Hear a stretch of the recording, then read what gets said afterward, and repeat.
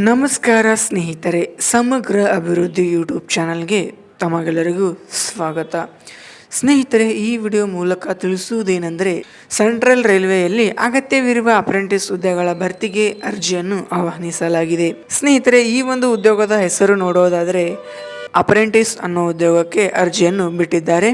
ಸ್ನೇಹಿತರೆ, ಈ ಒಂದು ಉದ್ಯೋಗದ ಸ್ಥಳ ಎಲ್ಲಿದೆಯಪ್ಪ ಅಂದರೆ, ಈ ಹುದ್ದೆಗಳಿಗೆ ಆಯ್ಕೆಯಾಗುವ ಅರ್ಹ ಅಭ್ಯರ್ಥಿಗಳು ಭಾರತದೆಲ್ಲೆಡೆ ಕರ್ತವ್ಯ ನಿರ್ವಹಿಸಬೇಕಾಗುತ್ತದೆ. ಸ್ನೇಹಿತರೆ, ಅದೇ ರೀತಿ ಈ ಒಂದು ಉದ್ಯೋಗಕ್ಕೆ ಎಷ್ಟು ವೇಕೆನ್ಸಿಗಳು ಖಾಲಿ ಇವೆಯಪ್ಪ ಅಂದರೆ 2418 ಉದ್ಯೋಗಗಳು ಖಾಲಿ ಇರುತ್ತವೆ.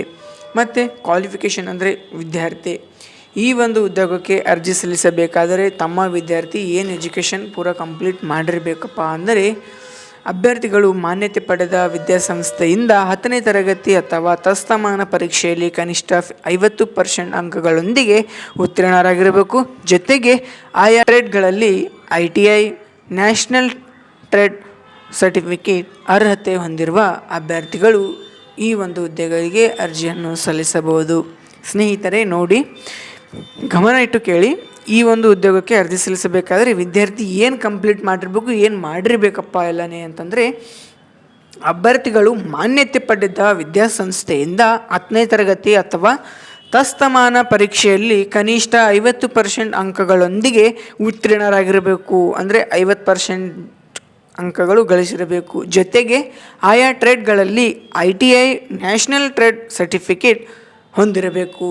ಅಂತಹ ಅಭ್ಯರ್ಥಿಗಳು ಈ ಒಂದು ಉದ್ಯೋಗಕ್ಕೆ ಅರ್ಜಿಯನ್ನು ಸಲ್ಲಿಸಬಹುದು. ಮತ್ತು ಅವರ ವಯೋಮಿತಿಯು ಕನಿಷ್ಠ ಅಂದರೆ ದಿನಾಂಕ 12 ಆಗಸ್ಟ್ 2025ಕ್ಕೆ ಅಭ್ಯರ್ಥಿಗಳಿಗೆ ಕನಿಷ್ಠ 15 ವರ್ಷ ಪೂರೈಸಿರಬೇಕು ಹಾಗೂ ಗರಿಷ್ಠ 24 ವರ್ಷ ಮೀರಿರಬಾರದು. ಸ್ನೇಹಿತರೆ, ಆದ್ದರಿಂದ ಈ ಒಂದು ಉದ್ಯೋಗಕ್ಕೆ ವಯೋಮಿತಿಯಲ್ಲಿ ಸಡಿಲಿಕೆ ಕೂಡ ಕೊಟ್ಟಿದ್ದಾರೆ. SC/ST ಅಭ್ಯರ್ಥಿಗಳಿಗೆ 5 ವರ್ಷ ಇರುತ್ತದೆ. OBC ಅಭ್ಯರ್ಥಿಗಳಿಗೆ 3 ವರ್ಷ ಇರುತ್ತದೆ. ಇನ್ನು ಆಯ್ಕೆ ವಿಧಾನ, ಅಭ್ಯರ್ಥಿಗಳು ವಿದ್ಯಾರ್ಥಿಯಲ್ಲಿ ಪಡೆದಿರುವ ಅಂಕಗಳ ಆಧಾರದ ಮೇಲೆ ಮೆರಿಟ್ ಲಿಸ್ಟ್ ಸಿದ್ಧಪಡಿಸಲಾಗುತ್ತದೆ.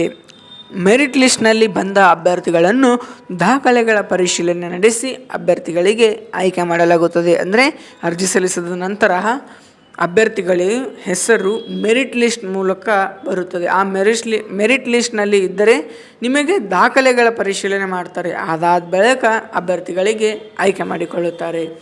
ಇನ್ನು ಅರ್ಜಿಯ ಶುಲ್ಕ, SC/ST ಮಹಿಳಾ PWD ಅಭ್ಯರ್ಥಿಗಳಿಗೆ ಯಾವುದೇ ಆದ ಅರ್ಜಿ ಶುಲ್ಕ ಇರುವುದಿಲ್ಲ. ಉಳಿದ ಅಭ್ಯರ್ಥಿಗಳಿಗೆ 100 ರೂಪಾಯಿಯನ್ನು ಅರ್ಜಿ ಶುಲ್ಕ ಕೊಟ್ಟಿರುತ್ತಾರೆ. ಮತ್ತು ಪಾವತಿಸುವ ವಿಧಾನ ಆನ್ಲೈನ್ ಮೂಲಕ ಅವರು ಪಾವತಿಸಿಕೊಳ್ಳಬಹುದು.